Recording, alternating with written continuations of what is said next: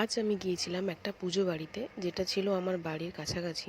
কিন্তু প্রচণ্ড গরমের জন্য খুব কষ্ট পেয়েছি। বাইরেটা প্রচণ্ড রোদ ও গরম, তবুও গিয়েছি। আমি, পিসি এবং আমাদের পাশের বাড়ি একজন, তো আরও অনেকে ছিল, তারা একটু লেট করে গেছিলো। আমরা গিয়েছি ফার্স্টেই ঠাকুর মণ্ডপে গিয়ে ঠাকুর দেখে নিয়েছি, প্রণাম করে নিয়ে গিয়ে এরপর ওখানে অন্নপ্রসাদ খাওয়ানো হয়েছিল, তো ওখানেই ওয়েট করছিলাম। কেননা এর আগে অনেকেই বসে গেছে, তো জায়গা ছিল না।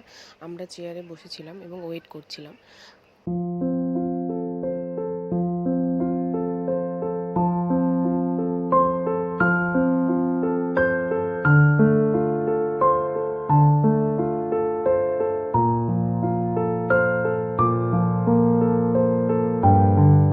আমাদের এই দিকে প্রসাদ খাওয়ানো হলে মাটিতেই বসে খাওয়ানো হয়।